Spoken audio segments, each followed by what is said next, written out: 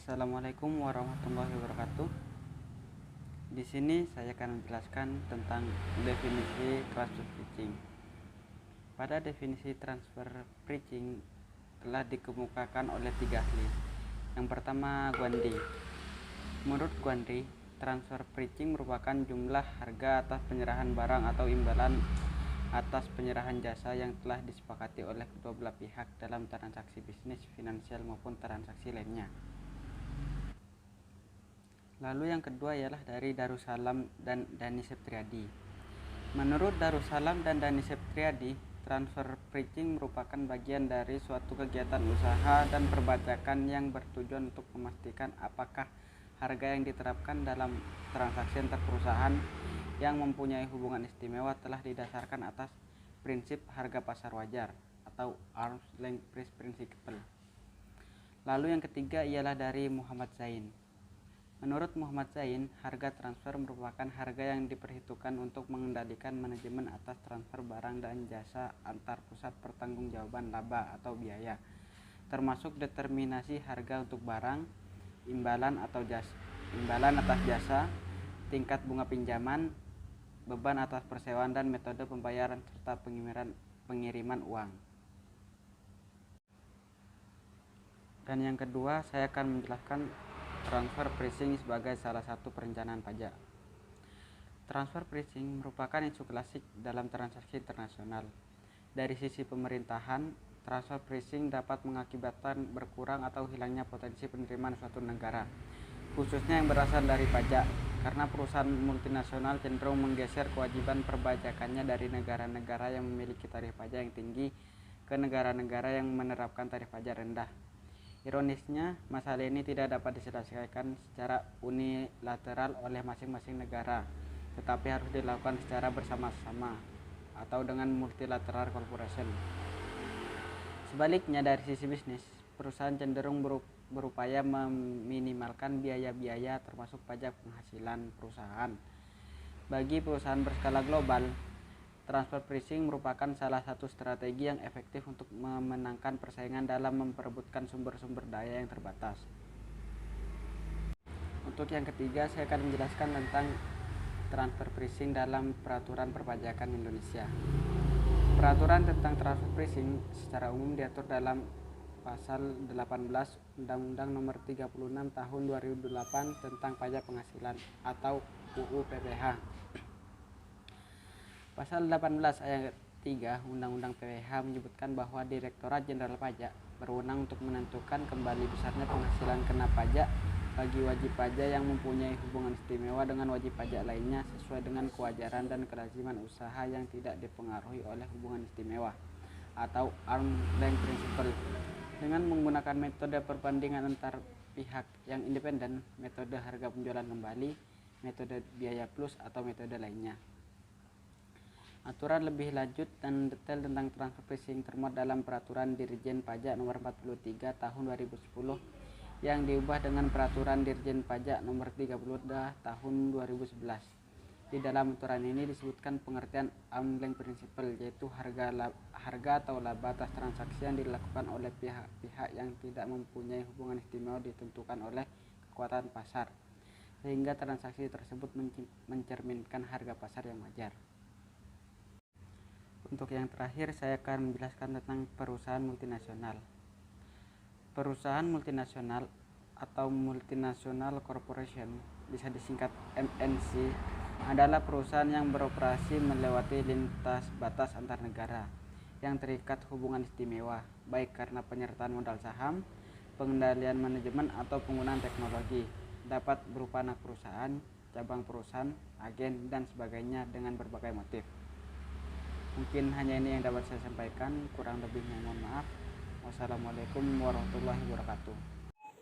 Assalamualaikum warahmatullahi wabarakatuh. Baik, di sini saya akan melanjutkan materi. Jadi di slide 6 itu ada 3 motif berdirinya MNC. Jadi motif yang pertama itu memperluas usahanya dalam rangka mencari bahan baku dan menjual produknya ke luar negeri. Dan motif yang kedua yaitu mencari pasar atau market seeker. Nah, setelah terpenuhinya pasar dalam negara tersebut, perusahaan multinasional ini berusaha mencari pasar-pasar baru untuk memasarkan produknya. Nah, hal ini dapat memperluas jangkauan pemasaran barang tersebut. Dan motif yang ketiga yaitu minimumkan biaya. Jadi seperti keringanan pajak, tenaga kerja murah, terus harga tanah murah, biaya pengolahan, dan limbah negara syarat ringan. Maksudnya limbah dengan syarat ringan dan lain-lain. Lanjut slide 7. Di sini ada pengertian transfer pricing. Jadi dibagi menjadi dua, yaitu ada pengertian netral dan pengertian peyoratif. Jadi pengertian netral merupakan murni strategi dan taktik bisnis tanpa motif pengurangan pajak. Sedangkan pengertian peyoratif sebagai upaya untuk menghemat beban pajak dengan taktik antara lain menggeser laba ke negara yang tarif pajaknya rendah. Lanjut slide 8, itu di sini ada tujuan transfer pricing. Nah, di sini ada memaksimalkan penghasilan global, mengamankan posisi kompetitif anak atau cabang perusahaan dan penetrasi pasar. Lalu ada evaluasi kinerja anak atau cabang perusahaan mancanegara dan menghindarkan pengendalian devisa. Lalu ada mengatrol kreditable asosiasi, dan di sini juga ada mengurangi risiko moneter dan mengatur cash flow atau cabang yang memadai dan membina hubungan baik dengan administrasi setempat. Lalu di sini juga ada bertujuan mengurangi beban pengenaan pajak dan biaya masuk. Dan terakhir, mengurangi risiko pengambilan oleh pemerintah. Jadi itu dia tujuan transfer pricing. Lanjut slide 8, yaitu metode transfer pricing. Metode transfer pricing ini ada 4, yaitu harga transfer dasar biaya atau cost based transfer pricing, yaitu perusahaan yang menggunakan metode transfer atas dasar biaya menetapkan harga transfer atas biaya variabel dan tetap yang bisa dibagi dalam 3 pemilihan bentuk, yaitu biaya penuh atau full cost dan biaya penuh ditambah markup atau full cost plus markup, dan gabungan antara biaya variabel dan tetap, yaitu variable cost plus fixed fee. Lalu yang kedua ada harga transfer atas dasar harga pasar atau market basis transfer pricing, yaitu apabila ada suatu pasar yang sempurna, metode transfer pricing atas dasar harga pasar inilah merupakan ukuran yang paling memadai karena sifatnya yang independen. Lanjut yang ketiga ada harga transfer negosiasi, yaitu dalam ketiadaan harga, beberapa perusahaan memperkenankan divisi-divisi dalam perusahaan yang berkepentingan dengan transfer pricing untuk menegosiasikan harga transfer yang diinginkan. Nah, harga transfer negosiasi mencerminkan perspektif kontrolabilitas yang inherent dengan pusat-pusat bertanggung jawab, karena setiap divisi yang berkepentingan tersebut pada akhirnya yang akan bertanggung jawab atas harga transfer yang dinegosiasikan. Lalu yang terakhir ada penentuan harga berdasarkan arbitrase, yaitu pendekatan ini menekankan pada harga transfer berdasarkan interaksi kedua divisi dan pada tingkat yang dianggap terbaik bagi kepentingan perusahaan tanpa adanya pemaksaan oleh salah satu divisi mengenai keputusan akhir. Baik, itu saja yang dapat saya jelaskan, kurang lebihnya mohon maaf.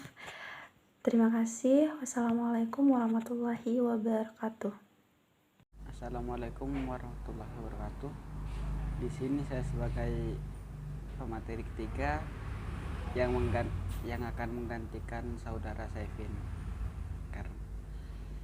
Di sini saya akan menjelaskan tentang 4 metode laying standar. Yang pertama adalah comparable uncontrolled pricing method.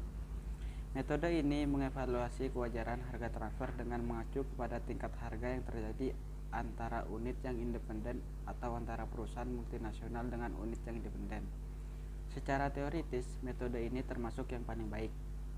Namun dalam pelaksanaannya terdapat beberapa kendala, misalnya perbedaan kualitas, kondisi, waktu penjualan, merek dagang, pangsa pasar, dan geografis pasar. Lalu untuk metode yang kedua ialah resell pricing method. Metode ini ditetapkan untuk produk yang ditransfer ke anggota grup lainnya untuk dijual kembali. Kewajaran harga transfer didekati dengan pengurangan harga penjualan kepada pihak independen dengan suatu markup yang wajar atau sebanyak laba dan biaya si penjual. Untuk metode yang ketiga ialah cost plus pricing method. Metode ini mendekati kewajaran harga transfer dengan menambahkan markup yang wajar pada harga pokok pihak yang mentransfer. Pendekatan ini umumnya dipakai dalam hal penyerahan barang setengah jadi atau salah satu anggota grup sebagai subkontraktor dari yang lainnya. Dan untuk metode yang terakhir ialah order method. Dalam keadaan tertentu, kombinasi ketiga metode di atas perlu diterapkan atau mungkin menggunakan metode lain, misalnya alokasi laba yang diperoleh grup perusahaan dalam transaksi tertentu, kalkulasi tingkat keuntungan yang pantas pada investasi wajib pajak. Lalu untuk materi selanjutnya saya akan menjelaskan tentang Advanced Pricing Agreement atau apa.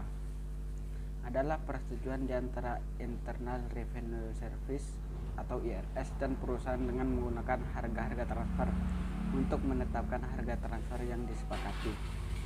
APA biasanya diperoleh sebelum perusahaan terikat dalam transfer. Maksud dari program APA adalah memecahkan masalah perselisihan harga transfer dengan cara tepat dan menghindari proses pengadilan yang menghabiskan banyak biaya. Kesepakatan yang dibuat dalam APA terjadi antara wajib pajak dengan otoritas pajak. Bisa terjadi dengan satu otoritas pajak dan juga dengan dua otoritas pajak dari negara yang berbeda. Apabila APA dilakukan antara wajib pajak dengan otoritas pajak dalam satu negara, maka disebut unilateral APA. Sedangkan apabila APA dibuat oleh wajib pajak dengan dua atau lebih otoritas pajak dari negara yang berbeda, maka disebut multilateral APA. Lalu untuk materi selanjutnya ialah manfaat dari APA. APA sendiri memiliki beberapa manfaat sebagai berikut. Yang pertama ialah memberikan kepastian kepada wajib pajak atas semua penghitungan mengenai harga transaksi dengan menggunakan metode yang disetujui. Yang kedua ialah memberikan kepastian terhadap kegiatan wajib pajak, termasuk kepastian mengenai kewajiban pajak yang berkaitan dengan harga transfer. Lalu yang ketiga ialah mengurangi biaya dan waktu pada saat diaudit, karena selama periode APA berlaku, harga transaksi yang telah disepakati oleh wajib pajak dan otoritas pajak. Dan yang terakhir ialah dapat mencegah praktik harga transfer yang tidak benar dan semata-mata hanya untuk menghindari pajak. Lalu untuk materi yang terakhir adalah masalah dalam penyelenggaraan APA. Dalam kasus ini terdapat dua potensi kerugian, yaitu yang pertama pengorbanan waktu dan biaya yang dikeluarkan untuk penyelenggaraan APA. Dan yang kedua ialah wajib pajak harus menggunakan informasi yang mungkin merupakan rahasia perusahaan kepada otoritas pajak. Yang perlu diperhatikan bahwa APA tidak menjamin wajib pajak untuk tidak diaudit oleh otoritas pajak. Masalah-masalah yang tidak tercantum dalam APA masih dapat diaudit dalam kredit audit yang biasanya dilakukan. APA tidak berlaku retroaktif sehingga masalah harga transfer yang ada sebelum APA disepakati tidak dapat diselesaikan dengan apa. Mungkin hanya ini yang dapat saya sampaikan, kurang lebihnya mohon maaf. Wassalamualaikum warahmatullahi wabarakatuh.